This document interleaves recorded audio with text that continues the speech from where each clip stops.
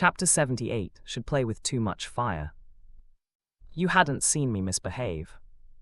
Maxen looked at Cosette in a daze, as she still got the energy to flash him an innocent smile. His brain could barely function, with the softness of her lips lingering on his. What did just happen? Cosette let out a faint sigh and pursed her lips. Re-evaluate me. She snapped her fingers in front of him to bring him back from his trance. Good night, Max. She kept her smile and waved faintly before opening the door behind her. As soon as she closed the door, Cosette stood still with her back against the door. She lowered her eyes, pursing her lips, reviewing what she has just done. Did I really do that? She asked herself under her breath. Strange. Strangely enough, she didn't feel anything regarding their brief kiss. She was even more shocked by that little accident with Sarah, but with Maxen. The side of her lips curled up slightly. She felt excited. The natural blush that resurfaced on her cheek was kept hidden under the blush from the beer she had consumed. Her heart was thumping against her chest, but it wasn't to the point she was out of breath. It was only the reaction of her body after surrendering her first kiss. It's not bad, she thought, raising her brows when she felt someone's gaze. Cosette smiled and advanced in Sarah's direction, seeing the latter was still sitting on the edge of her bed. Everything good? She asked, jumping on the bed next to Sarah. The latter cleared her throat and nodded. Yes, everything is fine. Sarah, we've been friends for months now. Cosette took the pillow to lean on with her elbow. I know when you're lying. Sarah chuckled awkwardly while fidgeting with her fingers. It's just, she sighed, closing her eyes briefly, it's just Maxen. Maxen? Cozy, I'm scared of him, Sarah confessed as she faced Cosette solemnly. He likes you and I'm scared of what he will do if, you know, I'm not saying he is a bad person, but there's just, never mind, it's probably the painkiller getting in my head. Everything's good. Sarah, Cosette studied Sarah and sighed, grasping her friend's worry. Deep in Cosette's heart, Sarah was genuinely concerned for her.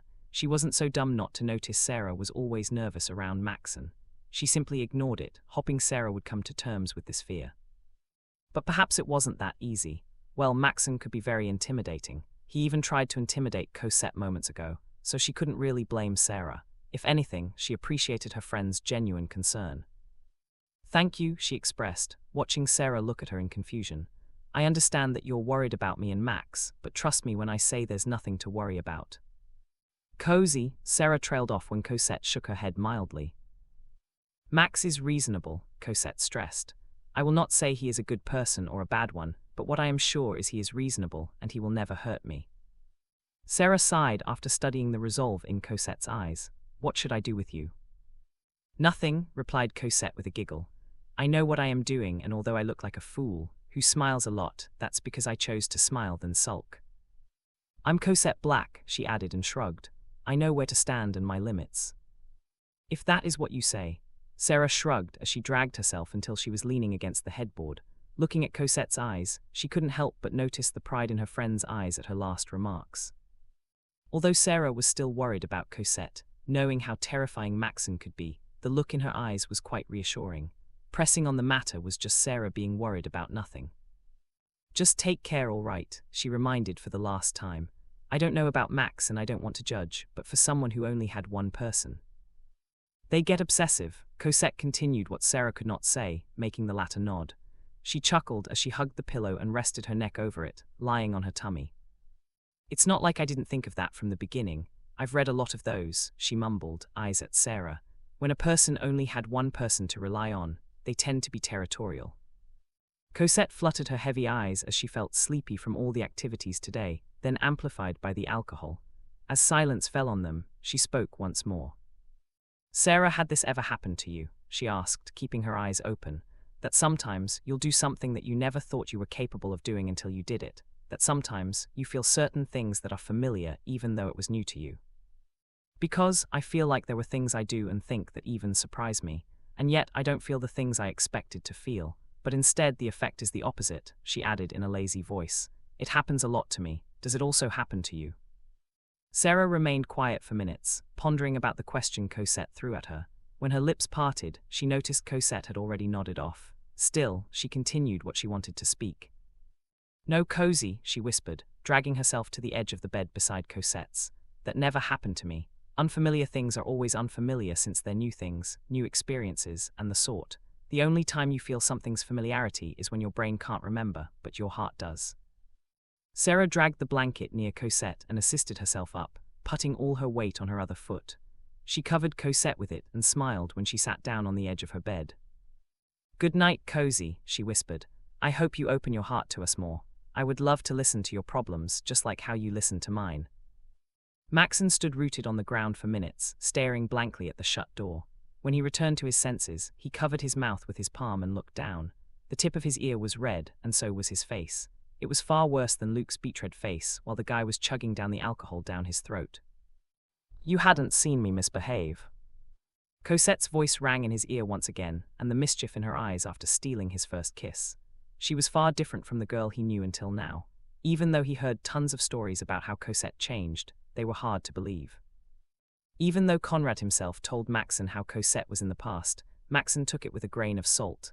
But now, after seeing how daunting she could be and how calm she was about it, he truly needed to reevaluate how he viewed her.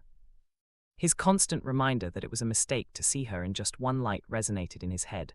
He thought he hadn't been looking at her in one light, as she had many layers underneath, but this proved him wrong. Maxen was still subconsciously seeing Cosette as someone who didn't know what she was doing and was just a ball of sunshine. She was not, and that was for sure. "I had always known she's dangerous." He ran his fingers through his hair and exhaled sharply. His eyes remained on the shut door, shaking his head in disappointment at himself. "She's not just pretty, but she's a little hot too." He clicked his tongue in irritation, dragging his feet away to his room. Why did she even ask to kiss in the first place?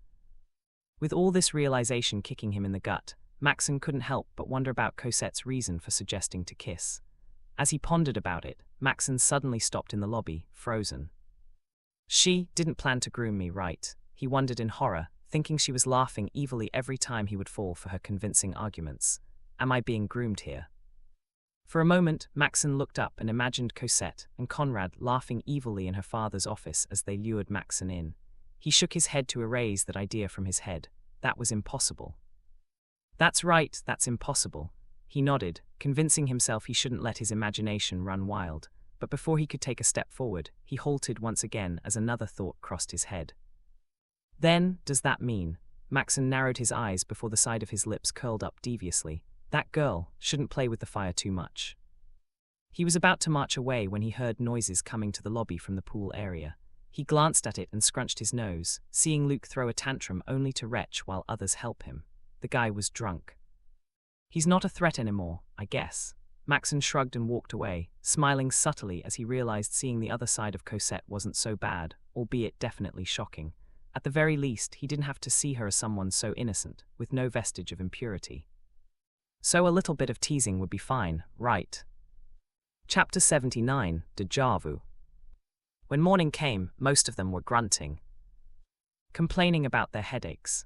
Others were hungry and thirsty, while some weren't fully sober yet, still feeling groggy from all that drinking they weren't used to last night. Mommy, I'm dying," Faye groaned, crawling on her bed. "I'm dying." "That's what you get." Sarah bit her tongue when she glanced at the bed next to Faye.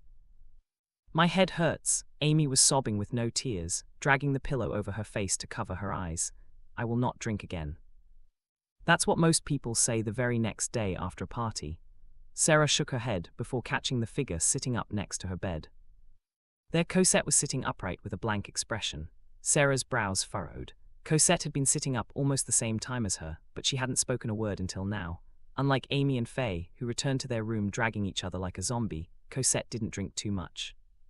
However, Cosette slept early and had a bit of a drink. "Do you have a hangover, Cozy?" asked Sarah, considering Cosette was a lightweight. "I wish," Cosette answered with a hoarse voice, but she didn't even look back at Sarah. "I should have drunk more last night. And regret it just like those two." Sarah chuckled, glancing at the two zombies groaning on their beds. Goodness, talk about drinking moderately. She could not help but shake her head mildly. Well, Sarah wasn't in any better shape than them. She had a sprained ankle and would have to limp to go places. But since everyone had fun last night, she was certain their plan for today was cancelled. Too bad, since this was their day 2 and tomorrow was the last day of this summer trip. Yet Sarah smiled. Their first day was fun, and relaxing today was not a bad idea. However, just as Sarah accepted that everyone would cancel their itinerary today, her heart pounded against her chest when someone knocked on the door. She turned her head towards the door, watching it open slightly, only to see a female classmate peeking her head in. "It's breakfast time," said their classmate, making Sarah nod. "We'll join you guys later." Sarah pointed her thumb at the beds across from hers. They hadn't sobered up. "Oh, won't you guys join in going to the city today?" "Huh. We had a plan to tour the city today. Some who were like them were not going. We're doing a count so we know who will go and who will not." "I'm going to pass." Faye waved her hand, her face still buried in the pillow. Meanwhile, Amy also raised her hand weakly, saying, "Same." Sarah then gazed at Cozy. "Cozy, are you going with them?"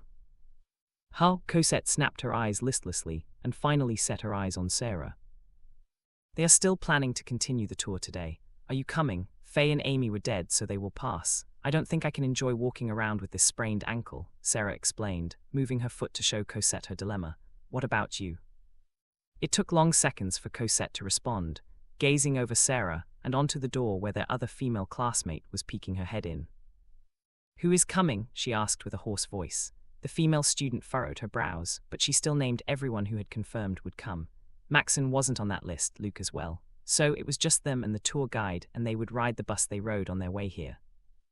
It wasn't a bad plan. Luke should be in charge of the school trip next school year. "I'll go," Cosette smiled, making Sarah look at her. "Great, we'll be leaving in 3 hours," said the female student while Cosette nodded in agreement. "You're coming?" Sarah inquired as soon as the door closed. "You don't want me to?" "No, I mean, if you're all right, why would I stop you?" Sarah replied in a knowing tone. "I'm just worried you still had a hangover, that's all." "Ah," Cosette chuckled awkwardly, flinging her legs out of the bed. "Yes, I still have a hangover." She confessed under her breath, pushing herself up and standing in between her bed and Sarah's. The latter's already knitted brows furrowed even more at her response. "You should take some medicines." Sarah trailed off when Cosette shook her head. She watched her bend over the bed, planting her palms on the mattress and leaning her face closer to her. What?" she stuttered, fighting herself from drawing back as their faces were only a palm length away from them. "My hangover isn't from the beverage last night," Cosette confessed with a deep sigh. "It's about the kiss." Sarah's eyes instantly went wide, recalling her little accident where she got this sprained on her ankle. "You mean that?" she awkwardly asked. "Sarah, can you be honest with me?" Cosette fluttered her eyelashes slowly. "Was it good?" "What?" "The kiss," she stressed. "Was it good?" Later. Sarah looked at Cosette, unable to answer that question she was asked last night. The only difference was that the person asking that same question last night was Maxen, but both Maxen and Cosette were asking with the same exact curiosity in their eyes. Just what was going on? Was this a curse in that accident? Did she really have to answer that question? "Come on, Sarah," came Faye's rasped voice after several seconds of silence. "I want to know too." Sarah." "I want to know too," Amy chimed in groggily. "I need to think about it to forget my headache." Later. "So," Cosette's brows raised after glancing at the two, who were paralyzed on their respective beds. Do I really need to answer that?" Sarah stammered, rattled to the core. "No," Cosette shook her head and closed her eyes briefly. "You don't have to answer if you're not comfortable about it, but it does matter to me. I want to know what my lips feel like." Sarah looked at her in conflict, studying the pure curiosity in Cosette's eyes as if her life depended on it. What did she think of Cosette's lips? Their kiss was an accident and a weird turn of events, but aside from those, Sarah pursed her lips and averted her eyes. "It was," she cleared her throat, trying to hide her blush of embarrassment under a straight face but failed miserably. "Soft and hot. It's strange, but at the same time good." Cosette pressed her lips into a thin line while nodding. "Really?" "MHM. I see." Cosette pushed herself away from the bed, still nodding. When she was about to saunter off to the bathroom for a shower, she stopped when Sarah spoke. "Why?" Cosette looked back at Sarah when she raised a question. The latter's face was red, and her chest was moving heavily, clutching the blanket over her lap. "Why did you ask, Cozy?" "MHM, feedback," answered Cosette and flashed her a smile. "I was curious what the other party feels about the kiss." With that being said, Cosette resumed and went to the shower. Meanwhile, Sarah could only look at the bathroom door in a daze. Even Faye and Amy, who heard Cosette's response, pulled their pillows, only to glance at where Cosette went. "Cozy is becoming bolder every single day we're with her," Faye commented approvingly before closing her eyes to rest. I promise I will not drink that much. Luke is frustrating. I don't know who to ship Cozy anymore. Maxen and Cozy, Luke and Cozy, or Sarah and Cozy. Amy shook her head and glanced at Sarah only to sigh. Cozy is the ship, I guess. She's starting to worry me too, Sarah mumbled, pursing her lips into a thin slash. She deeply wanted to forget the sensation that was still lingering on her lips, but whenever she thought about it, she couldn't help but remember how Cosette's lips felt against hers. Goodness, I feel like I will go crazy, she added under her breath, shaking her head to get that memory out of her head. Little did Sarah know that a particular individual was having the same dilemma as her.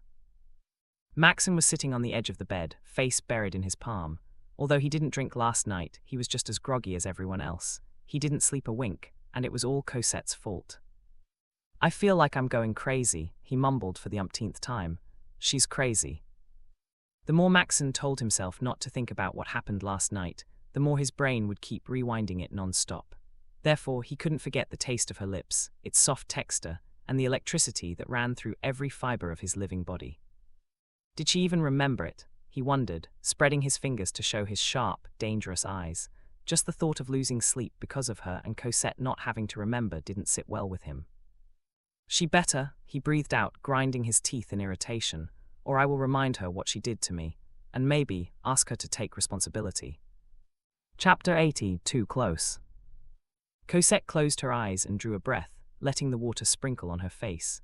She planted her hand on the tiled wall, standing relaxed, highlighting the curves of her body under the steam, filling the entire shower. I think I lost my mind last night, she lamented internally, rubbing her hands through her hair. She then lowered her head, opening her eyes. I'm really crazy, she mumbled to herself, sighing and closing her eyes once more. Misbehave, seriously, I don't know what got into me. Did I think I have that many lives to spare? Cosette shook her head, wanting to bump her head against the wall to give herself a lesson. But that would hurt her, so she could only scold herself for misbehaving. No matter how she liked Maxen as a fan, she was taking advantage of his innocent baby villain. We are still in our teens, she opened her eyes, thinking about their current age at the moment. Although Maxen would turn 18 this year and she was turning 17, they were still too young. Even so, Cosette was aware she was only thinking like this because that was what kept her at her age. She never enjoyed her youth in the past because she was ill, and mostly lived in the hospital. Thus, she wanted to enjoy her youth with this unbelievable phenomenon. As much as she could, she wanted to live the life she was never been blessed to have while changing Maxen's fate. But as time goes by, the longer she stayed in this world, the more she was subconsciously focusing on her life. She wasn't even worried about the male lead's and female lead's relationship, since she was certain the two would meet eventually. Moreover, they would get their happy ending for sure, and the book would end there.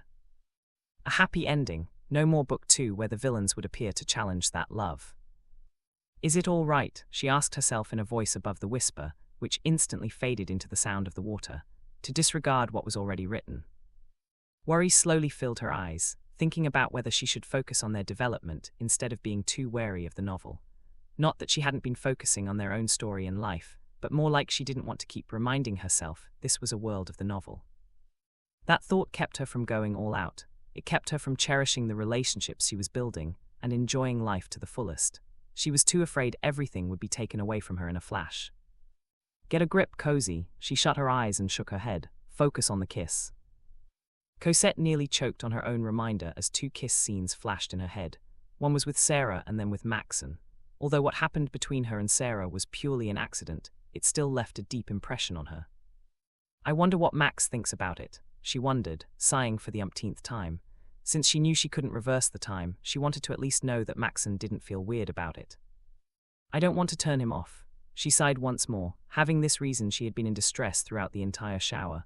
Not the fact that she kissed Maxen, but the fact that she was curious about what he thought about it. Although it was a brief kiss, just a peck, his opinion mattered to her. Knowing Maxen, he could be disgusted. Worse, he would resign because he felt defiled. Cosette buried her face into her palms. I think I'm going crazy. How the hell did I not think about that? Throughout the shower session, Cosette wallowed in her woes. She kept scolding herself, reminding herself to make better choices and drink just a little next time. She poured it all out in the shower room, so when she got out, she was like a brand new person. As soon as she exited the bathroom after a very long time, Faye and Amy were already snoring. Meanwhile, Sarah was silently scrolling through her phone. Cosette didn't want to disturb them, tiptoeing around until she finished her morning ritual. "Sarah," Cosette whispered her yell, sitting on the edge of Sarah's bed. "Are you hungry?" "No, not really." Sarah shook her head, putting her phone down as she held Cosette's gaze. "Are you going now?" "Well, I still have an hour and a half. I'll grab you guys some food. You should eat here so you don't sprain your ankle." "No, it's fine." Sarah cleared her throat when Cosette widened her eyes. "I mean, thanks." Cosette chuckled, patting Sarah's shoulder mildly. "I'll come back." With that being said, Cosette pushed herself up from the bed and marched outside without looking back. However, as soon as she closed the door, she suddenly felt cautious of her surrounding. She looked left and right, and then trudged through the short hallway leading to the lobby. But before she could cross the threshold of the lobby, Cosette peeked her head out and looked from left to right once more. To her relief, Maxen wasn't there. She only caught a few of her classmates and then Luke, grunting on the couch in the lobby, crying about his headache. "He won't notice me," she mumbled, almost tiptoeing as she crossed the lobby to the next hallway where the dining hall was. The Quinns' vacation home was like a small hotel that had a royal theme, so the hallways were wide and each place was perfectly put in its rightful spot. Cosette heaved a sigh of relief when she passed through the lobby without getting Luke's and a few of her classmates' attention. She bumped into others on her way though, but they simply greeted her good morning before going on their way. Since she was certain her classmates came from the dining hall, she was a little relaxed. She knew they already had their breakfast and she was a little late for that. What were the odds Maxen would be there, right? Knowing him, he had already eaten even before everyone else since he was an early bird. Moreover, he disliked eating with a crowd. Last night's dinner was a miracle since she threatened him. But alas, Cosette was wrong. Just when she relaxed and reached the dining hall, she bumped her nose against someone's chest. A short "ah" escaped her mouth at the slight pain, making her rub her nose before looking up. It took an entire minute of silence and blinking before her eyes dilated. Cosette held her breath under Maxen's dull gaze. Max," she stammered, laughing awkwardly. "Act natural, Cozy. Don't let him find that you remember. Telling him you don't remember is better since he would probably forgive me." Her brain kept yelling at her, telling her what to do. In her understanding, Maxen wouldn't feel weirded out if he believed her actions were because she was under the influence of alcohol, and she didn't mean any malice whatsoever. "Right, no malice." "Did you eat?" she asked, forcing herself to sound natural, and fortunately she sounded normal. She raised her brows and flashed him a smile. However, her lips trembled when his eyes fell on her lips. What, she wondered. Why is he staring at me like that? His eyes lingered on her lips before raising his eyes to examine her expression. Cosette was smiling almost innocently again, as if she didn't do anything last night. If she killed someone, no one would even suspect her, since that face didn't bear any vestige of anything bad. Maxen tilted his head to the side. "No, Cozy, I haven't eaten yet." "Oh, I'm about to get the girls some food. We can eat together if you like," she offered sweetly, keeping in character. Come, it's bad to skip breakfast." Cosette patted his chest and walked past him. She almost heaved a sigh of relief, assuming she had already deceived him into making him think she didn't remember a thing. But just as she brushed shoulders with him, a hand grabbed her wrist to stop her. When she looked back at him, all she saw was Maxen walking in the same spot until his side was facing her. He cocked his head back, then it slighted to the side until his eyes fell on her. Last night, her back instantly stiffened, as she secretly held her breath the moment his voice caressed her ears. "Do you remember what you did last night?" Her lips quivered. "What did I do?"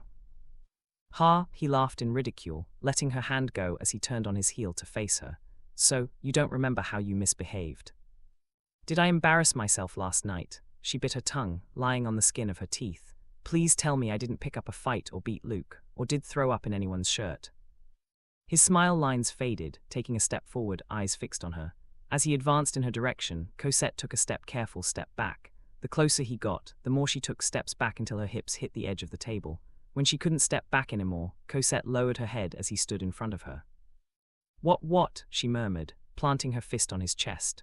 However, that did nothing as he still bent over until his unsmiling face was a palm length away from hers. "Hey Max, aren't you too close?" "Too close," he tilted his head. The faint dark circles around his eyes just made him appear a little more dangerous. "I don't think so. We're still too distant compared to how close we got last night." Chapter 81, Thighs Too Tempting. I don't think we're still too distant compared to how close we got last night.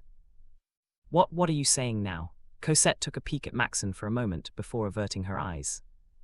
You really don't remember. What's there to remember? Should I show you and see if you remember? What? Her eyes dilated as she looked back at him in horror. Cosette held her breath for a moment, realizing how close her face was to him. Beautiful was what came into her head instantly, staring into his eyes. Although she had been seeing him 7 times in a week, only now did she realize how gorgeous he was up close, this close. Maxen narrowed his eyes, studying her reaction. So you remember her? Oh. Why lie about it? He arched a brow, tilting his head to the side. His entire body shivered when her fresh breath and the faint floral perfume wafted his nose. Maxen blinked twice, getting out of his half-dazed state from the lack of sleep, realizing she was this close, too close, with him. I am, his mouth parted slightly, eyes falling on those lips. Going crazy, for real. When Maxen raised his gaze and locked eyes with her, his breathing slowed down. He could feel the thickening tension building between them. Neither of them looked away, as if they were waiting for something to magically happen. The ambience and the moment just felt right for whatever it meant. He tilted his head slightly and leaned in. Hopping deep in his heart, she would push him away to get him back to his senses. He needed a third party to stop him, because if he would rely on himself, he couldn't. Her misbehavior last night kept him awake all night, and he hadn't collected his thoughts yet. Stop, stop, stop, was what he kept telling himself, but seeing her keep her eyes on him with anticipation, he felt like losing his mind. And when Cosette held her breath, pursing her lips, closing her eyes, something in his head snapped. Fuck. He secretly ground his teeth, ready to bare his teeth and sell his soul to the devil just to have a taste of her.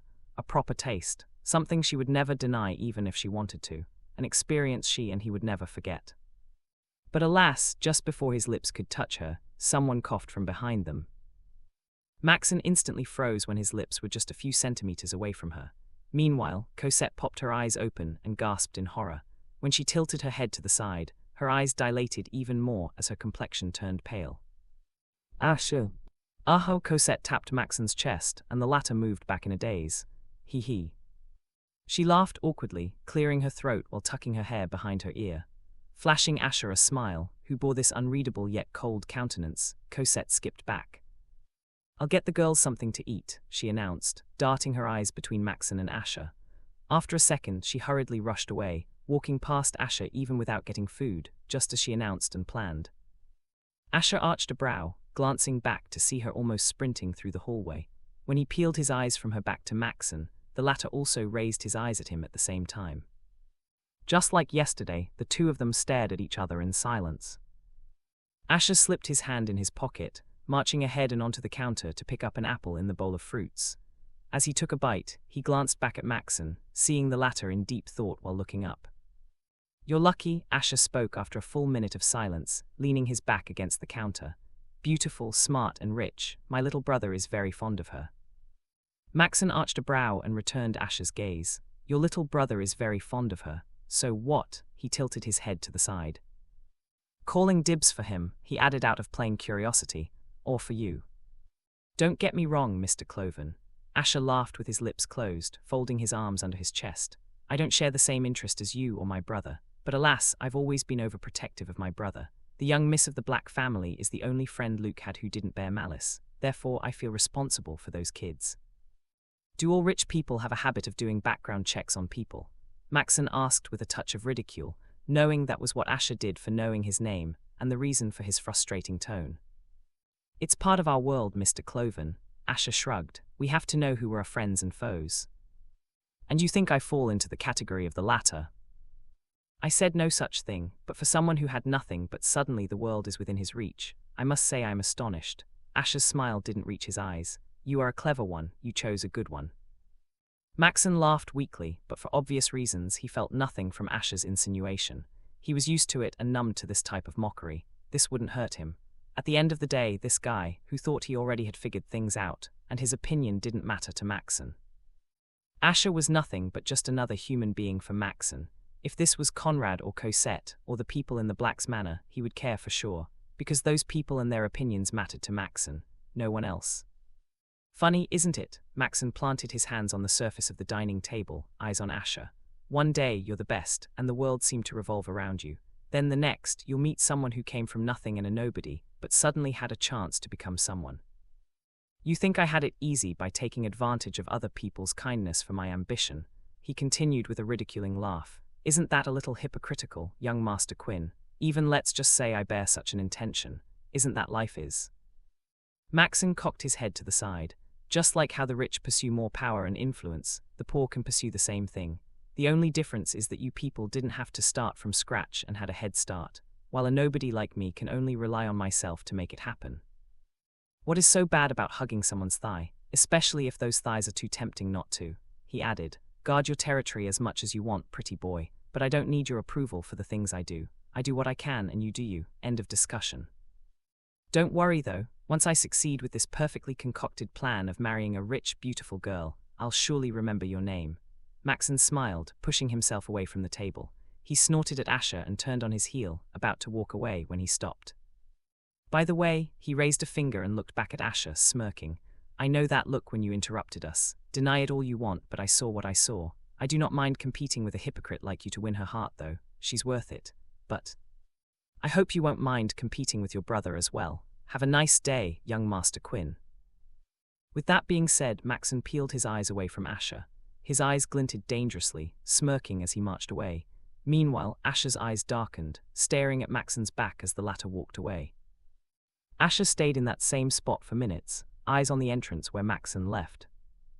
I don't understand what's going on inside the Blac's head for letting such a cunning fox with a sharp tongue inside their home, he mumbled, glancing at the apple he had bitten once before tossing it on the counter.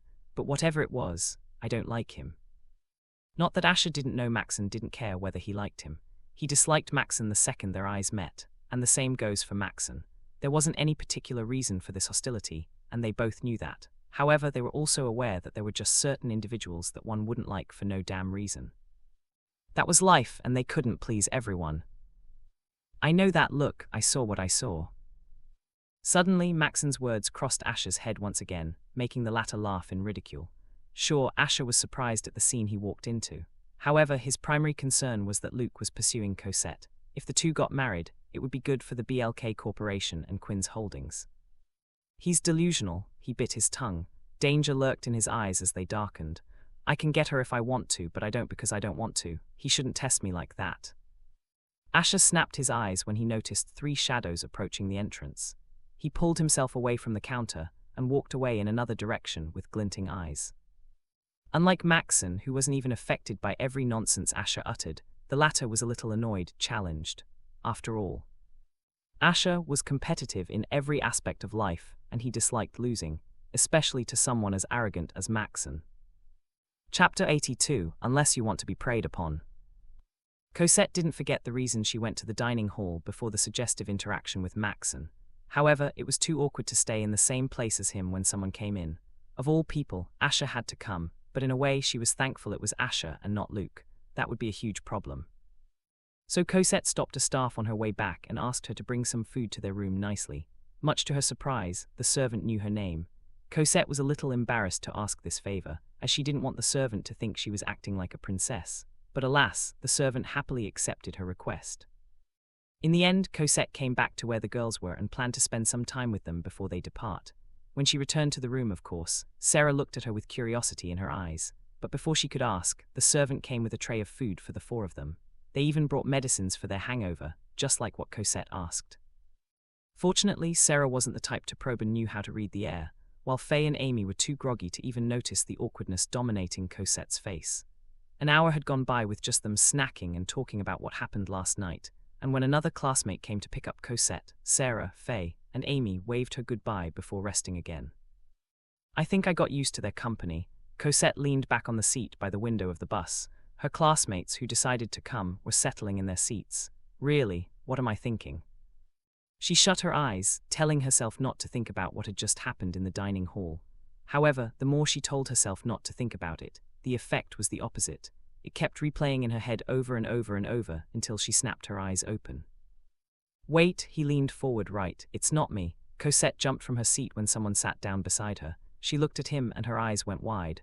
Max. As usual, Maxen wore his dull expression, casting her a side-eye. Not a sound about it, he warned tonelessly. What? She cleared her throat and looked away. eyes on the window. I was just making sure if you're the one who leaned forward or me. You did. Cosette gasped and looked at him in disbelief. Max, you shouldn't push the responsibility on me. Why? He quirked a brow. You don't want to take responsibility for last night and today too. What? She nearly choked in her own breathing at his blunt questions. She thought Maxen would act just as awkward as her, but then again, he wasn't awkward this morning too. If anything, he looked dangerous, as if anything she would say would warrant her a death row. Meanwhile, Maxen studied her in silence. If not for the fact he was worried about her and these kids, he wouldn't even come for today's trip. However, if something bad happened, he wouldn't forgive himself for letting her go all on her own. Not only that, but he wouldn't have a face to show to Conrad if Cosette was put in harm. Tell me, he adjusted his seat until he was facing her. What do you want from me, Cozy? Huh? What is it you're aiming for that you're trying to help me even when I didn't ask for it? He clarified, wanting to take advantage of the awkward situation then let it sit and devour them alive. He needed answers, and he was certain he couldn't ask her in the future. Or rather, he wouldn't have a chance to ask. That's so random, came out a muffled voice, leaning back, shrinking under his gaze. Because why not? I mean, kindness is free, so it won't hurt to be generous about it. Are you sure? Of course I am. It's not because you're grooming me, right? Of course not. Cosette bit her tongue and opened her mouth at the pain that numbed her jaw. She instinctively covered her gaping mouth, feeling her bones wobble at the numbing pain of accidentally biting her tongue. Maxen shook his head, watching her recover from accidentally biting her tongue. He didn't know whether that was karma for lying, but now he was more suspicious of her intentions. Surely it wasn't just as pure as it was out of the goodness of her heart. So you are, he asked, making her eyes pop open wider. Is that the plan? Cosette raised a hand and swallowed the water in her mouth. What? I said of course not. And then accidentally bit your tongue. Goodness, Max, are you saying I am a predator? She planted her palm across her chest, pursing her lips when his expression died. Gosh, don't look at me like that. I bear no such intention. Maxen raised his brows, waiting for the rest of that sentence as it sounded like she just trailed off. Unless, he asked when she feigned ignorant. Unless you wanted to be preyed upon, she mumbled, making his eyes twitch. Then I'll groom you happily and put you in a warm blanket where the author cannot touch you. He pinched the bridge of his nose and laughed weakly, shaking his head before resting his back on the seat. The bus had started moving away from the mansion since everyone settled in their seats. His lips opened and closed, but his voice was stuck in his throat. Who wouldn't be rendered speechless by her statement? Unless he wanted to be preyed upon, she'll groom him happily and put him in a warm blanket. What was he? A baby. The image she had in his head was completely shattering ever since last night. What she said just now was the last straw. He raised a finger and looked at her, but in the end he closed his eyes and shook his head. It was pointless. Or rather, today wasn't the best time to talk about it. He needed some time to let this all sink in. It was too abrupt. Meanwhile, Cosette kept her lips shut. Her eyes were shaking, sneaking a peek at him. When he looked back at her but ended up saying nothing, her brows rose. She was too used to being honest with him that she already blurted out the things that sounded misleading. That's not what I meant, she muttered in her head and sighed secretly. What I meant by that is I want to raise him to be a good man and get his own happy ending. But well, I did sound like someone who had an evil plan. Great job, Cozy. Cosette glanced at him once again. The only thing she could sigh in relief for was that Maxen didn't seem repelled. That was what was important. She didn't want Maxen packing up his things while telling her he would rather starve than get defiled. That would be the worst for sure. She leaned against the window, eyes outside, watching the side road flash before her eyes. In any case, he seemed fine with what happened last night. He will come to terms with it. But then again, what was that tension in the dining hall? Her mind drifted to the feeling she felt in the dining hall, trying to understand what it felt exactly. It was strange, Cosette thought. During that time her brain just went completely blank, bewitched by his eyes. Deep in her heart, she was anticipating something to happen. Was that the effect of kissing someone? That it was addicting and she wanted to explore it? The feeling of his lips was surely appalling in a way. It was too appalling she wanted to have an actual taste, just so she could discern what it truly felt and tasted. Am I becoming a pervert after 2 consecutive kisses? Cosette mentally facepalmed. Little did she know, she wasn't the only one who was having a personal dilemma. Do I want to be groomed by her? Maxen asked himself for the umpteenth time as silence enveloped the two of them. Is that even legal? She knows what she's saying, right?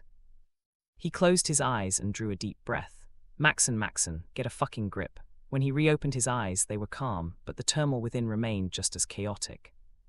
How can I do that when I can't even leave her alone? He glanced at her, only to see her looking at the window. If only she chose to stay behind. Did she think she can avoid me? Or, is this a part of her plan, knowing I can't stay behind if she comes? Damn. She shouldn't have misbehaved last night. If only she didn't, I will not know this part of her. Because now, he was having all sorts of ideas in his head. The two of them remained silent, thinking about their own dilemma. Little did Cosette know, she would have an encounter she had never fathomed to happen. At least, not this soon. Chapter 83, Two Crazies. The itinerary was to visit monumental spots, temples and attractions around the city. Unlike where the secluded Quinn family vacation home was located, the city was totally different. Cosette and their classmates toured with enthusiasm, while Maxen was the only person who dragged his feet. Cosette and Maxen's dilemma was slowly set aside as time passed by, and thus they didn't discuss it, and the trip with the company of their classmates got things off of their heads. When they almost went to the last of their destination, they made a stop in a park to have some snacks. In the park, there were also things they could do, such as horse riding, riding bikes and food stalls everywhere. Walking beside Maxen on the sidewalk, Cosette glanced at him. "You want?" She raised the popsicle she was eating, making him lean his head back. No, his expression was dead like usual. Cosette smacked her lips and shrugged. Their other classmates were trying out other things the park was offering, but Cosette chose to just walk around and enjoy the fresh air. Maxen would automatically accompany her. That was his job, to keep an eye on her. "Are you still?" No, Maxen's dull expression grew duller, knowing what she would ask. He barely recovered from it, and as much as possible, he wanted to distract himself. How could she just remind him of last night and this morning's occurrence? Gosh, so cold. He drew a breath and stopped, letting her walk ahead. I should just leave her alone, he mumbled to himself, but couldn't really do it. If leaving her was something as easy as before, he would have done it in a heartbeat. She's not even waiting for me. He frowned, about to take a step, only to freeze when he caught someone running from the side and straight to Cosette. Cozy. Maxen yelled, and without thinking twice, he jumped towards Cosette. However, Maxen wasn't fast enough as the person bumped into Cosette, causing the two of them to crash to the side. For a moment, Maxen held his breath as his heart stopped beating. His eyes burned, balling his hands into a fist, grinding his teeth in anger. Without thinking, he marched towards Cosette and was prepared to teach the other person a lesson. Meanwhile, Cosette winced. Ah, she checked her palm and bit her lips, seeing that she grazed it on the concrete floor. Ouch, ouch. Cosette looked at the person who crashed into her that caused her to fall, furrowing her brows as the person in a black hoodie was sitting up. Are you all right? She asked, seeing that the other person was holding her ankle. Did you sprain your ankle? Cosette was about to stand and help the person, but before she could, Maxen came to her side. Are you all right? He asked, panting as if he ran a marathon. She looked back at him, studying the fear, panic, and anger in his eyes. Maxen examined her, his hand on her arm trembling. Yes, she stammered, a bit surprised because his expression was something she has never seen before. A subtle smile appeared on her face, as his worried expression was enough for her. I'm okay, Max, she reassured, looking him in the eye and nodding. Your hand. I just grazed it, but nothing serious. Cosette forced herself to sound all right to not worry him. Damn it, suddenly a girl's voice caressed their ears. Why are you walking so slow? Damn, that hurt. You should have moved, ouch, ouch. And that, Maxen's eyes were clouded with anger as if in a snap of a finger. All he saw was red. Without thinking twice, he sprung to his feet and grabbed the collar of the girl's hoodie. Even the latter was shocked when she was back on her feet.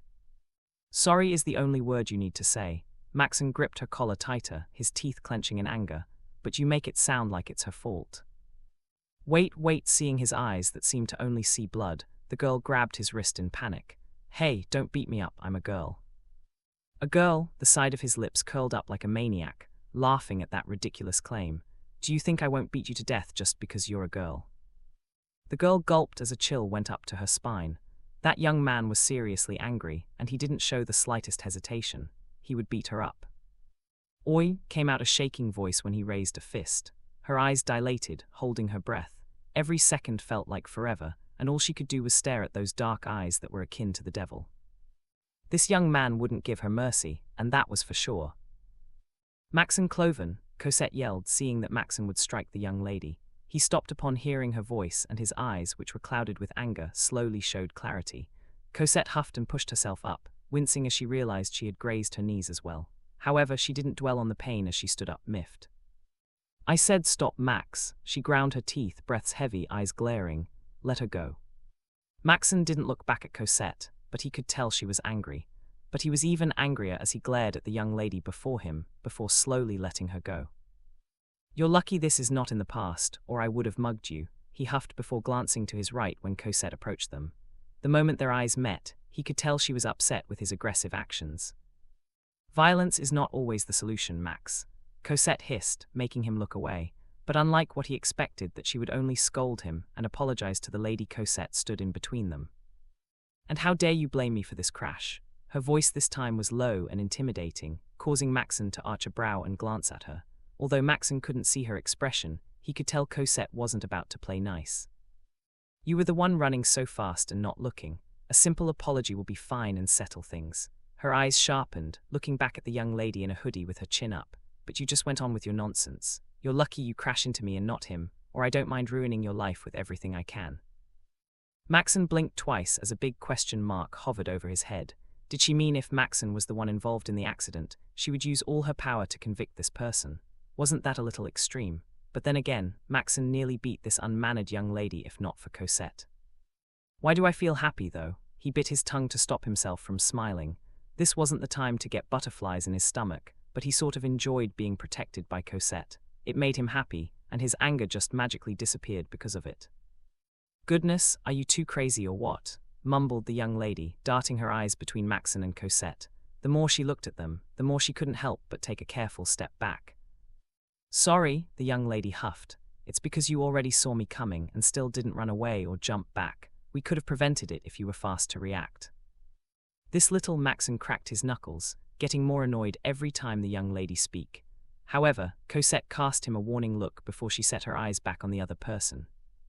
"We could have prevented it from happening if you were not running in the first place. Can you see anyone else running around?" Cosette tilted her head to the side slightly, eyes on her.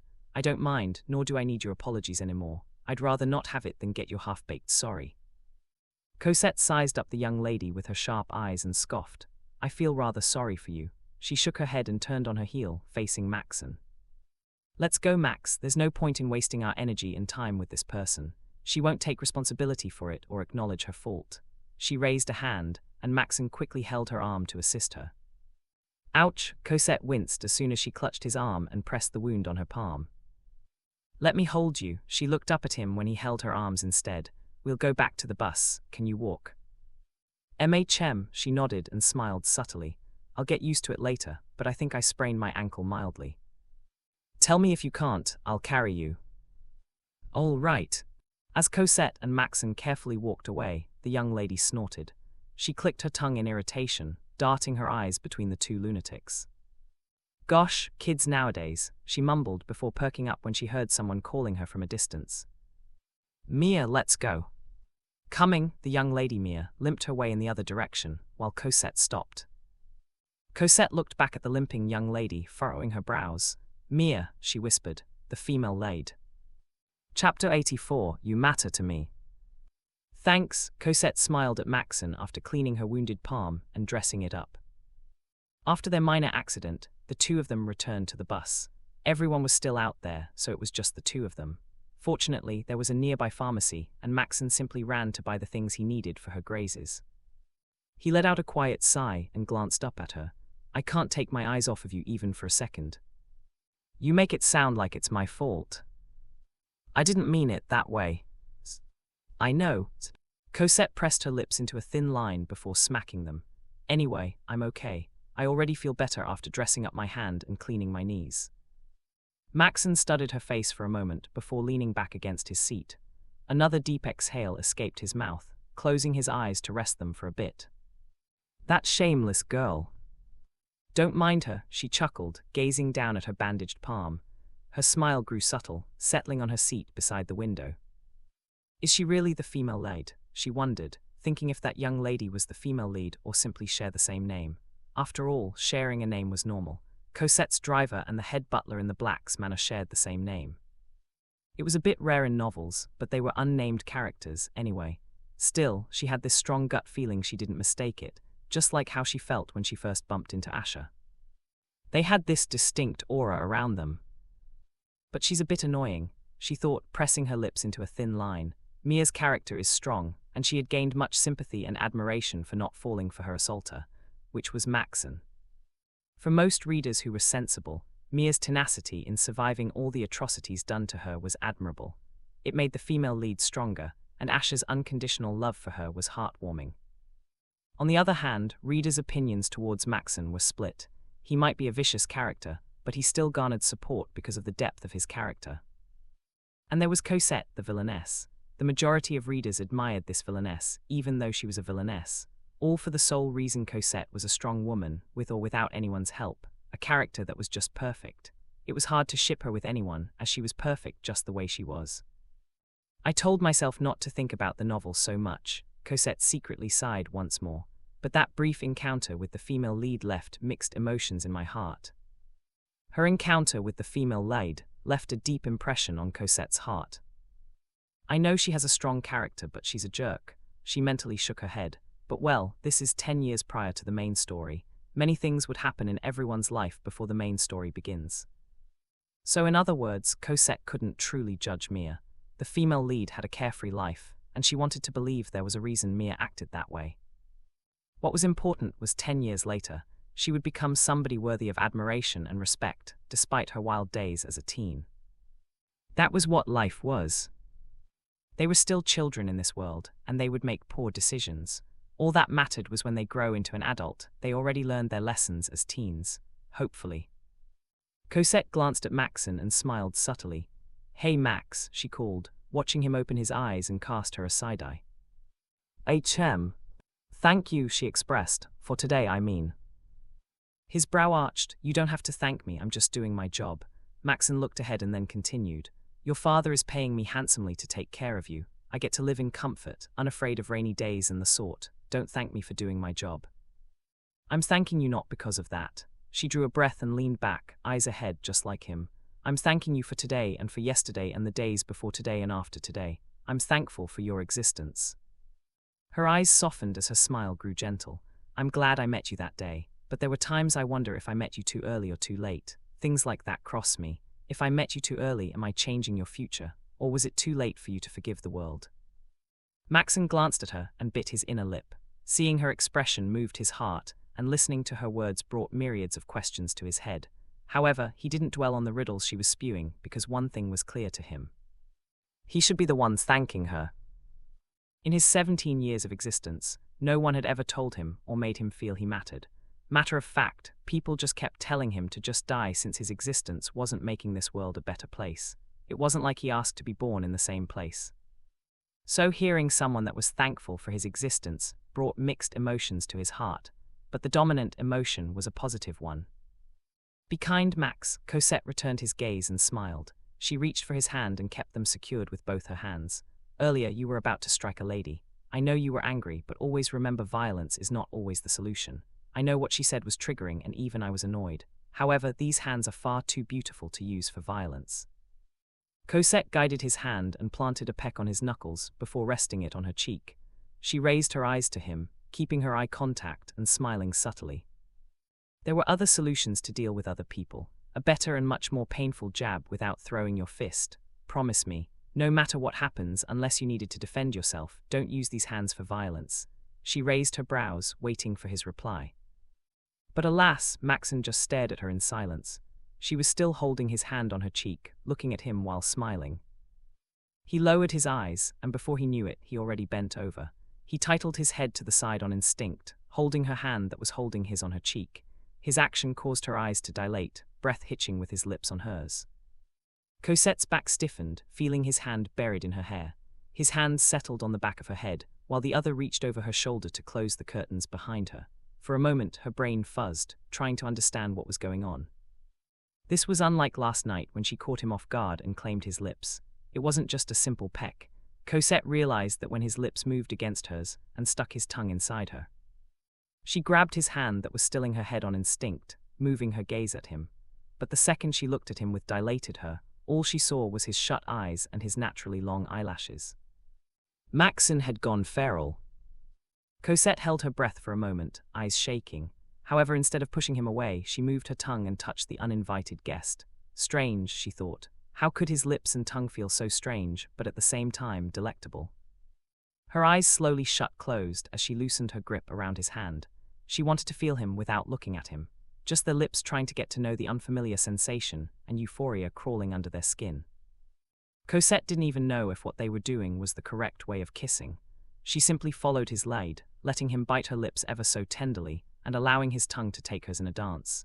He took her breath away, tilting her head to the other side so she could breathe. They kissed for minutes, and for some reason she didn't feel any negative emotion about it. If anything, she wanted it to last. However, things had always had their end. After minutes of kissing, Maxen hissed and parted his lips from her. Still holding her face, Maxen exhaled sharply. As he drew away, he watched her open her eyes slowly. They looked at each other in silence, unable to say a word for the longest time. Both were still wondering what just happened, or rather, just Cosette, since Maxen was already mentally punching himself for losing control. He shouldn't have done what he had just done just because her words moved him. But alas, that wasn't what angered him. It was the fact he didn't regret kissing her properly this time. "Why didn't you push me?" he asked under his breath, keeping his face a palm length away from her. "Why, Cozy, tell me now that you're only toying with me, so I won't hold on to a silly fantasy that I matter to you." Her lips opened and closed, trying to find her voice to speak. When she finally found it, a muffled voice came out. "What makes you think you don't?" Chapter 85, A Villain's Way of Love. What makes you think you don't? What did she mean by that? Maxen closed his eyes, covering them with his arm. Right after Cosette said those words, their classmates just decided to show up on the bus. Thus, they didn't have the time to talk about it. They traveled in silence, and he didn't have the courage to continue as his classmates rallied around Cosette when they noticed her hand and knees. Now here he was in his room, thinking about her words that kept ringing in his ear in a loop. He grunted, "I'm so stupid." Why did he kiss her? Of course, he didn't regret it, but his mind was filled with the thought of Cosette. Her words, the taste of her lips, their texture, and the natural blush on her face when he parted his lips from her. His breathing grew heavy as he felt like he was in that situation again. This time, it's my fault. Maxen peeked from his one eye, staring at the ceiling. I shouldn't let her make my heart flutter every single time she opens that mouth of hers. He winced, but he couldn't help it. He had been trying his best to not cross the line with her, but ever since last night, his body kept aching for her. If only he could confine her in his embrace securely, where no one else could come close to her, he would have done it. After all, everyone just wanted a piece of Cosette, when he wanted her whole. Sarah, Faye, Amy, Luke, and just everyone. But Maxen could only keep these thoughts and desire to monopolize her to himself. I shouldn't be happy when her father can kill me if he heard about it.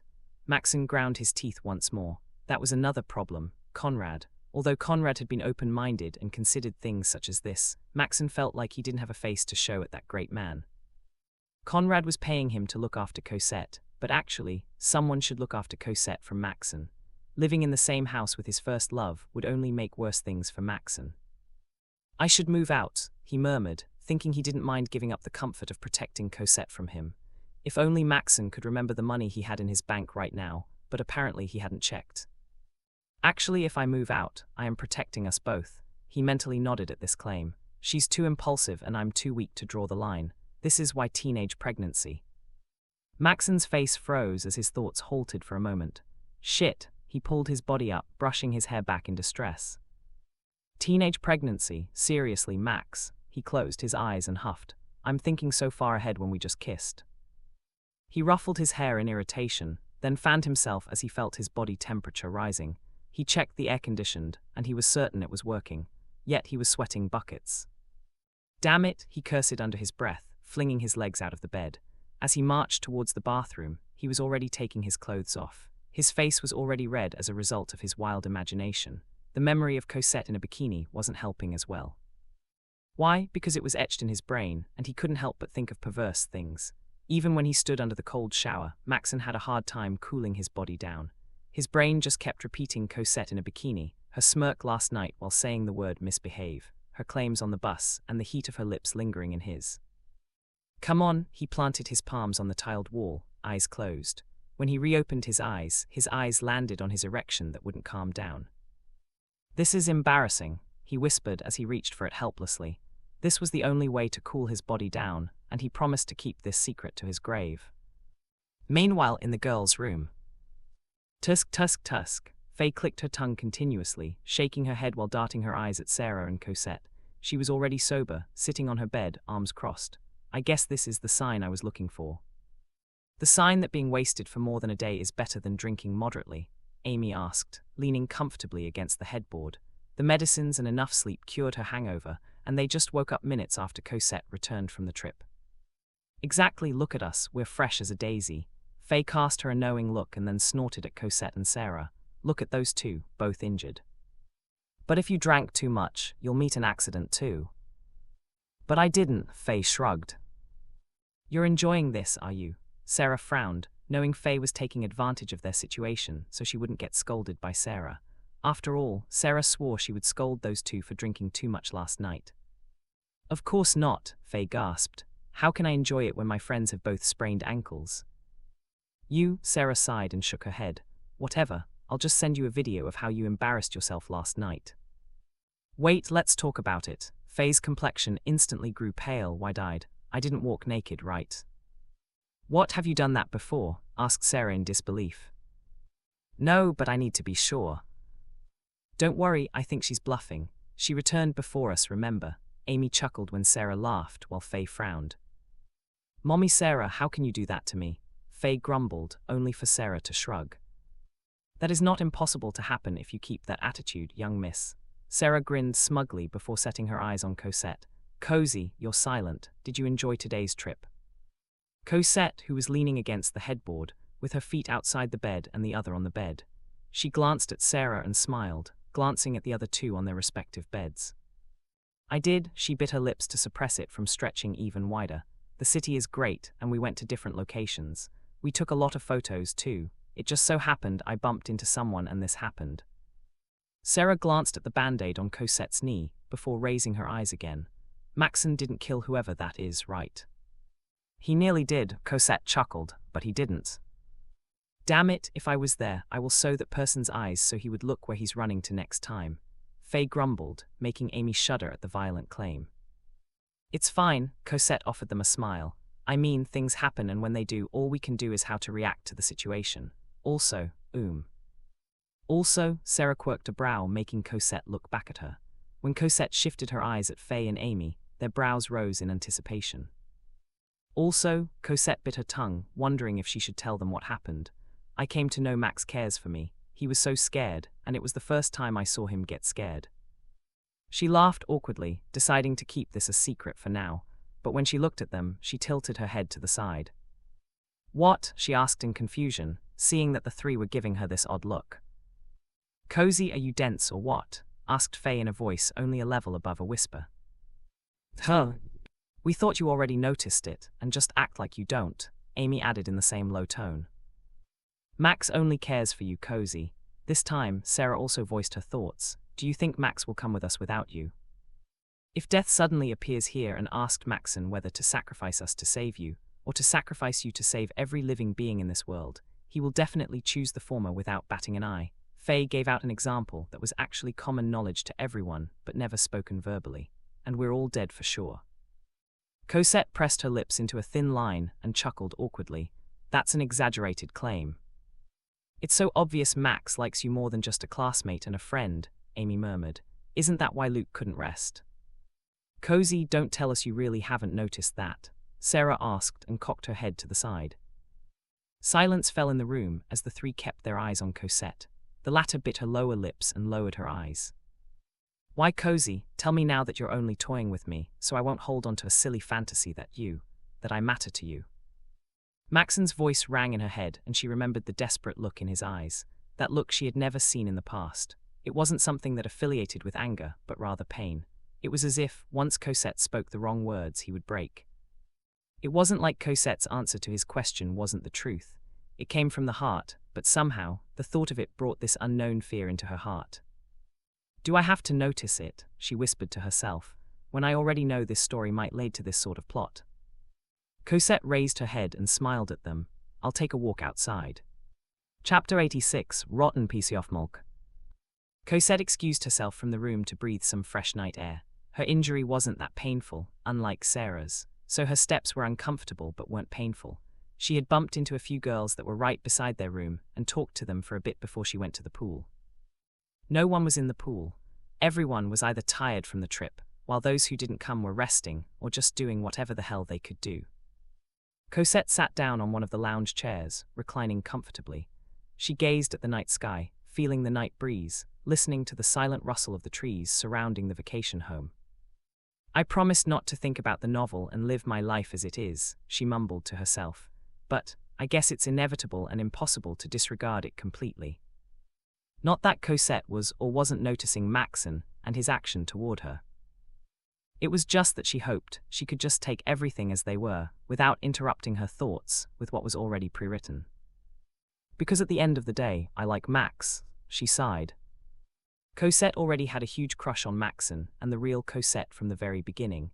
She was a fan and was in tears after meeting Maxen for the first time.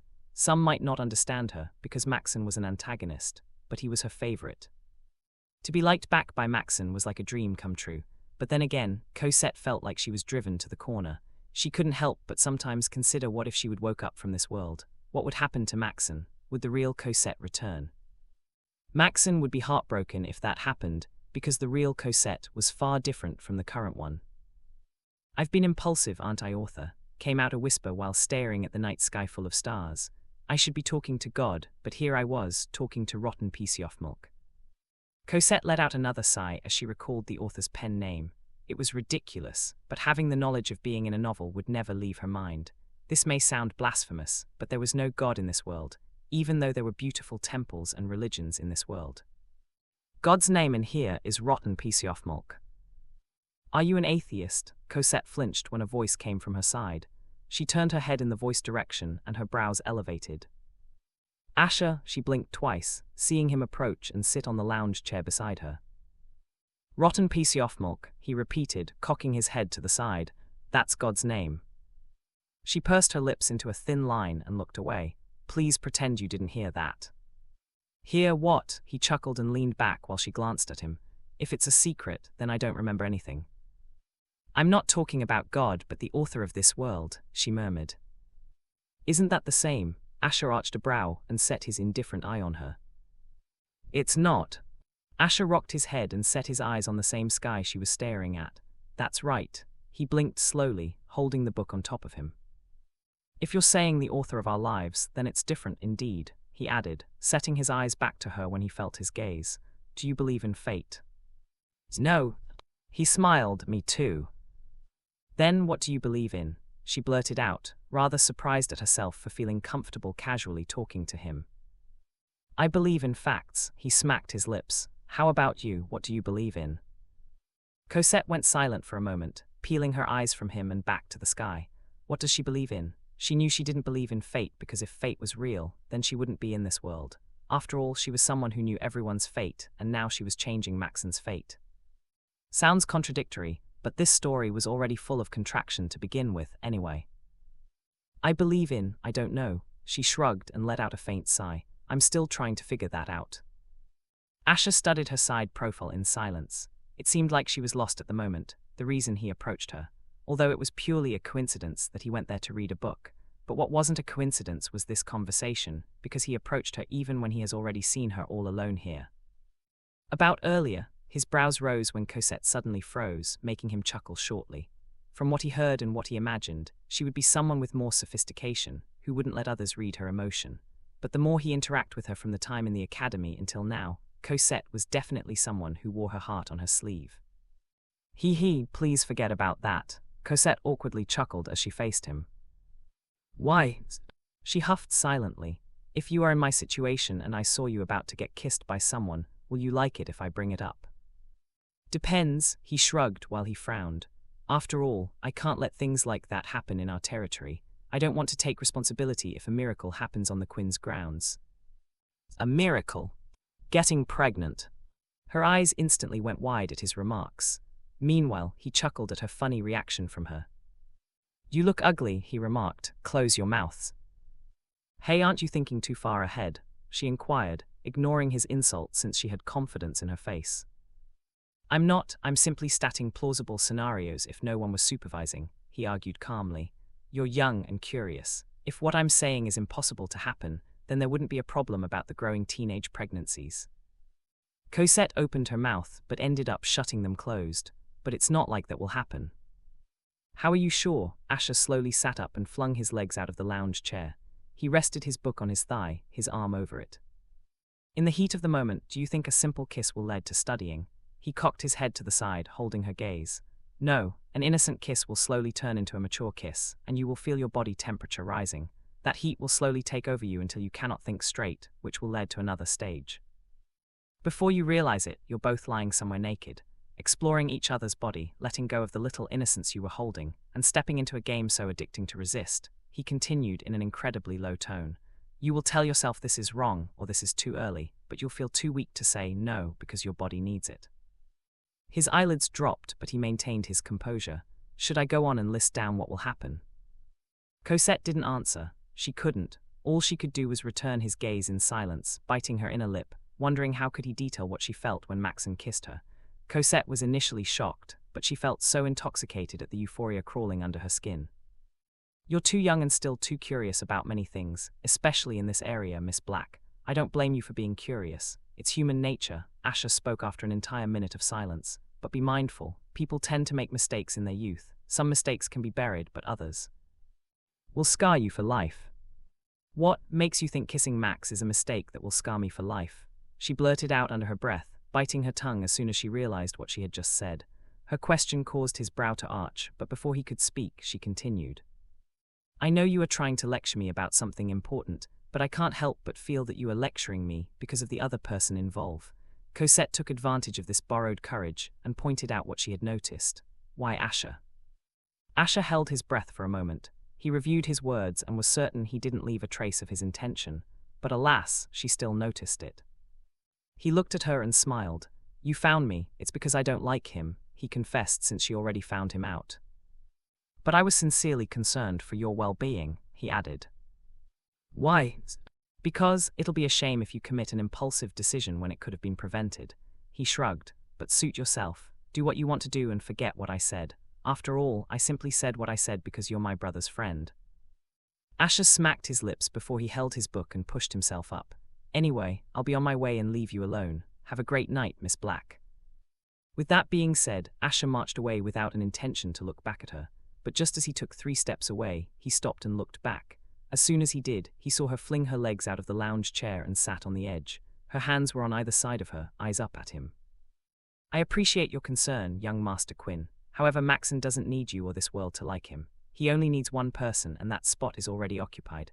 Unlike her usually smiley countenance, her eyes were solemn and her tone was distant. I may be impulsive, but he is never my impulsive decision, and will never be just an impulsive decision I could have prevented. I will do what I did, and make the same decisions all over again, if I must. I hope that put your heart at ease. Cosette then flashed him a smile. Enjoy your night. Chapter 87, the end of the trip. Enjoy your night. Asher's brows rose, rendered speechless by the way Cosette clapped back at him. And yet she was smiling so innocently. More than annoying, it was amusing for him. Now, there was no reason to doubt the reputation Cosette had in the academy. Already did, he smiled back, shrugging. It was a great talk, and I hope it's not the last.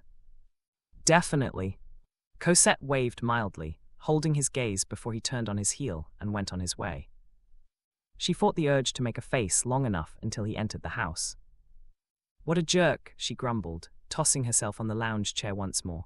How dare he belittle Maxen in such a cunning way? Her frown grew deeper upon rewinding Asher's words in her head. Although Asher didn't say anything that could be found insulting when someone else listened to it, Cosette was good at reading between the lines. The only time she would feign ignorance was when Maxen chased her away. Is he also like that in the novel? She arched her brow, recalling some scenes in the novel. Yes, he is. In the novel, Asher was branded as a doting husband and captured the majority of the readers' hearts. But he was savage. He had a sharp tongue, although he was a man of few words. The typical domineering but doting CEO male laid. I guess since they were created, fated to be enemies, Maxen and Asher don't like each other at first sight. She nodded, extending her understanding of the development of the story she was trying to rewrite. The sudden thought made her freeze. Rewrite, she asked herself, holding her breath for a moment until she couldn't take it anymore. No. Cosette perked up and gazed in the direction where Asher had left. Her brows furrowed, letting out a quiet huff before sitting comfortably like previously. That won't change, right? She mumbled. This encounter won't change his future, right? Cosette bit the tip of her thumbnail as she pondered about it. She weighed whether Asher and Mia, the leads of the Devil's Den, would change with just this brief encounter. She shook her head after convincing herself there was no way there would be that big of an impact in the future. There was nothing to worry about. For sure, Asher would forget about this encounter and move on with his life. This was nothing. Heck, they only talked for about 5 minutes, maybe a little over it. That's right, she patted her chest mildly. Nothing will change. Cosette nodded continuously until she felt at peace once again. The reason she was in the pool area almost left her mind, since other distracting thoughts filled her head. And that was her goal, to stop thinking about being just a character in the novel. Mia and Asher will still get their happy ending, that's for sure. That had always been the plan after all. Cosette only wanted to change Maxen's ending, not the entire novel. Luke too, but she still shipped Mia and Asher, although both showed they were jerks in their teens. Cosette let out a long sigh, staring at the night full of stars. A smile appeared on her face, her eyes softening. I should enjoy my time here, she told herself, regaining the confidence she nearly lost today. That's all right, right? Be a little selfish and just do the hell I can, since there's no way I'd know why I am even here in the first place. Maybe it was because she didn't get to enjoy her youth that was why God pitied her and she went inside the novel. Or maybe she was just lucky. Either way, Cosette felt more alive inside a novel than in her real life. After all, being terminally ill was not fun. As she thought about her uneventful life before waking up as Cosette Blac, tears shone in her eyes. Before she knew it, she was already biting her lower lip, letting tears fall to the side. Her sniffles grew louder, and the tension in her chest and throat was distinct. Grandpa, she whispered, now recalling the only family she had in her original world. Grandma. It never crossed until now, and Cosette immediately felt this pang in her chest at this realization. She was never generous. Matter of fact, she had been selfish from the beginning. If only she was a good girl, just like what other people see her, then she would have thought about her elders who took care of her and provided for her needs. But she only thought of them now after months of being stuck in the novel. I'm sorry, Cosette hiccuped and covered her eyes with her arm. She cried silently, feeling all these melancholic emotions and longing she never felt before. She missed them and she wanted to apologize to them for being selfish. However, she couldn't tell herself to want to return to her original life. Not because she was way comfortable with her life, but because one way or another, Cosette wished she would just die. It may sound like she was depressed, but honestly, she simply didn't want to become a burden to her elders. They were old, but they still had to work to provide the medical attention she needed. But alas, her sickness was just getting worse and worse. I really missed them. Definitely. When Asher turned on his heel, the side of his lips curled up in amusement. He shrugged and walked away just as silently as when he approached her. But as soon as he stepped inside the mansion, he stopped upon catching a figure leaning just right beside the door leading to the pool area. Asher glanced to his right, and his eyes instantly landed on Maxen. The latter had his arms folded under his chest, casting Asher a nonchalant side-eye. But Maxen didn't show any sign of irritation despite overhearing Asher and Cosette's conversation. If anything, he was pleased about the last part before Asher left her alone. Lucky, Maxen smiled as if to spite him. Guess that's what you will call having her wrap around my fingers. Well, I won't deny that, Asher shrugged nonchalantly. Maxen chuckled, rocking his head mildly. Your nosy attitude somehow made me happy. I'm glad you are. Enjoy it while it lasts. Asher didn't let Maxen's words affect him. He was quite in a good mood to let this guy ruin it. I will surely do. Asher arched a brow and sized him up. He let out a short snort, before shrugging and walking away without saying a word. Maxen didn't stop him as well, watching Luke's big brother walk away without bickering with him. They were both not in the mood to use their sharp tongues since they had already used them this morning. I may be impulsive, but he is never my impulsive decision, and will never be just an impulsive decision I could have prevented. I will do what I did, and make the same decisions all over again if I must. Maxen smiled subtly, recalling Cosette's words, which she had said aloud and with conviction. He wouldn't mind if she simply remained silent and listened to Asher. Actually, Asher was giving her a good lecture, and Maxen wouldn't deny that. However, Cosette didn't let the underlying meaning behind Asher's words remain unaddressed.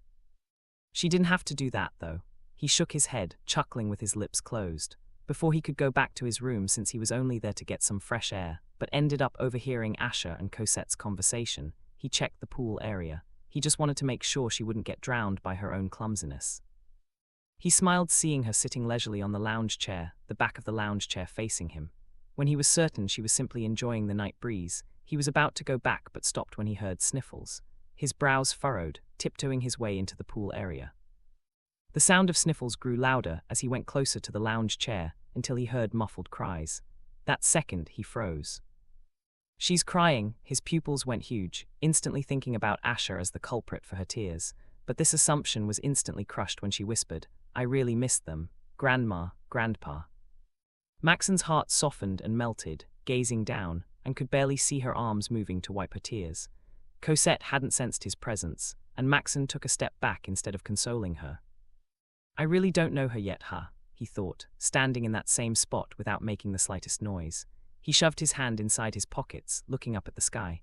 Consoling her was the initial thought that came to his head, but the way she muffled her cries only meant they were cries she didn't want others to know. Therefore, he stayed there just to be there for her, even if she didn't know about his company. That was to respect her, but at the same time, make her feel she wasn't alone. All she needed was to look back, and he would be there for her.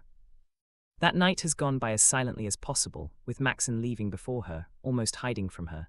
He walked behind her and made sure she returned to her room safely. Never once did Cosette look back, afraid to parade her puffy eyes. But that was fine. It wasn't like he wished for her to look back and get to find out his presence.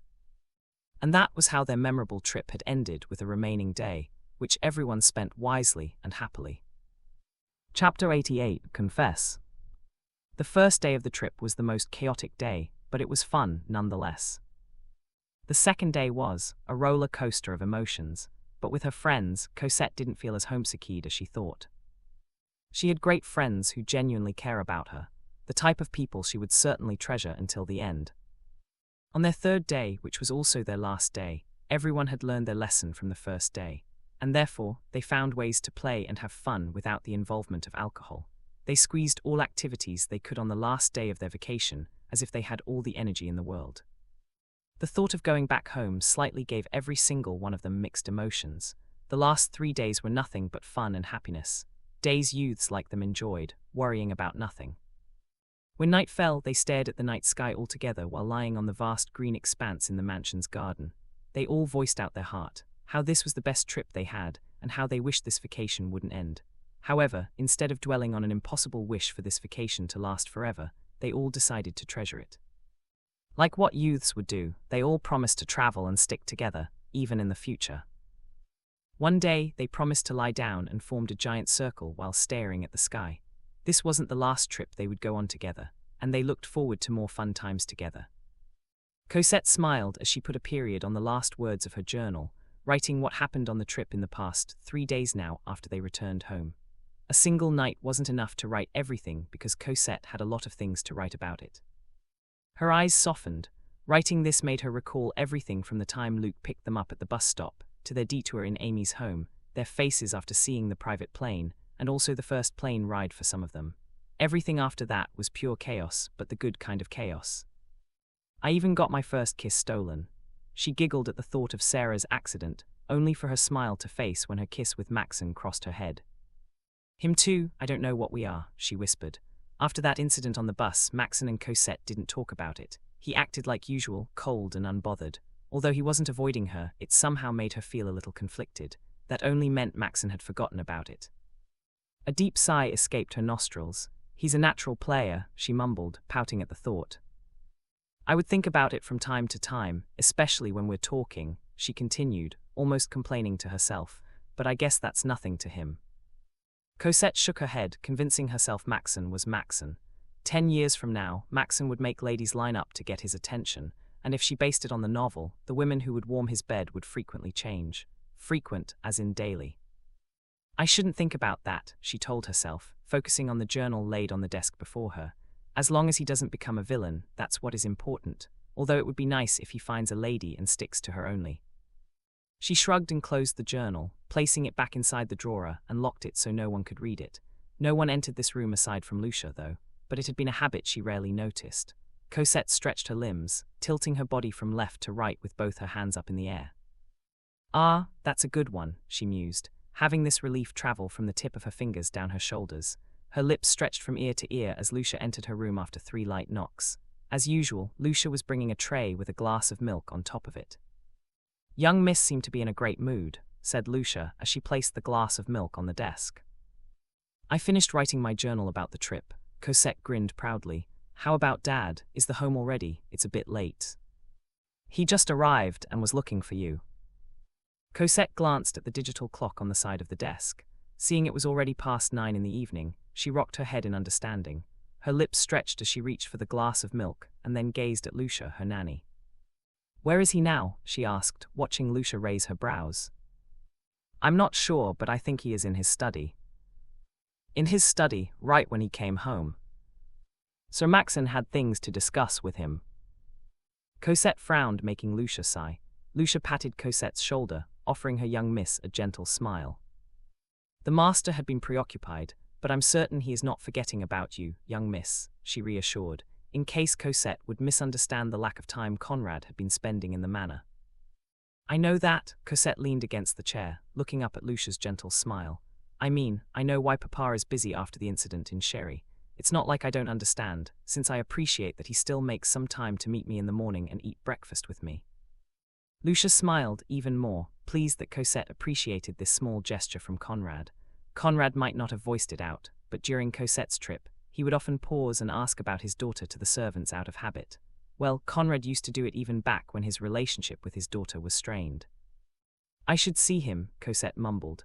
I still have months to spare before school starts. If he can't make more time, then I have time and should tail him like a shadow, right? Young miss. Hee, that's right. Cosette nodded and stood up, holding the glass of milk. She flashed Lucia a friendly grin. I'll drink my milk while he drinks his wine. But young miss. Come on, instead of listening to Lucia, Cosette hooked her arm around Lucia and dragged her with her. I missed my dad so much, I should spend more time with him.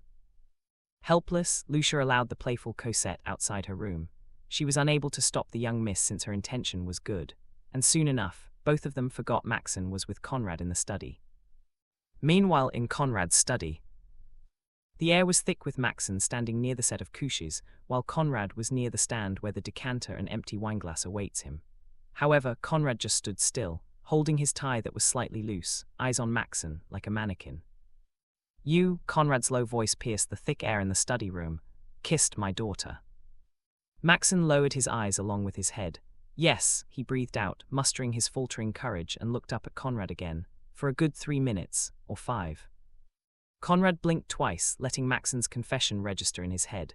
He had been busy, and although he made time for Cosette to get to know what happened on the trip, he hadn't conversed with Maxen with just the two of them. Conrad would rather spend the spare energy and limited time with his daughter. Maxen would be fine on his own, and he preferred it that way. However, he didn't know Maxen would drop a bomb on him after making that call earlier, requesting an audience with him, which was why Maxen was here today. 5 minutes, Conrad's short laugh sounded dull. He continued to loosen his tie and then reached for the decanter. He poured himself a glass of wine, which he chugged down in one go. When he hissed, Conrad set his eyes back at Maxen. This time, though, his eyes were burning. He marched in Maxen's direction, while the latter fought the urge to take a step back. Soon enough, Conrad's hands stretched out, grabbing Maxen's collar aggressively. Maxen had the worst timing, that was for sure. If he chose any other day, he wouldn't receive such an aggressive reaction. For goodness sake, Conrad had been working non-stop for the past months, barely having sleep, and sacrificing the limited sleep because he had to give Cosette at least an hour or two every day. In other words, Conrad was exhausted on top of being stressed out with the company matters. So this sort of confession rubbed him in the wrong way, which differed greatly from his calm character. He just didn't think clearly for a moment. Perhaps it was because of stress. But then again, Conrad was certain he would react the same, or maybe less aggressive but crueler. Tell me, he seethed, watching how Maxen kept his ground while looking back at him fearlessly but respectfully in the eye. What else did you do to my daughter? Maxen swallowed a mouthful of saliva, hearing his gulp echo in his ear. But he didn't cower, he didn't want to. Matter of fact, he expected the worst before confessing to Conrad, but he couldn't keep this a secret from him. He owed the man and respected him. However, just when Maxen's lips parted to say what he knew would anger Conrad, the door was pushed open. Papa Tilde. Maxen and Conrad froze, turning their attention to the door. Their pupils went huge when Cosette stopped by the door and darted her dilated eyes between the two. Shock reigned in Maxen's eyes, while fear clouded Conrad's eyes. But neither of them moved. They couldn't, allowing Cosette to misunderstand what was there to misunderstand.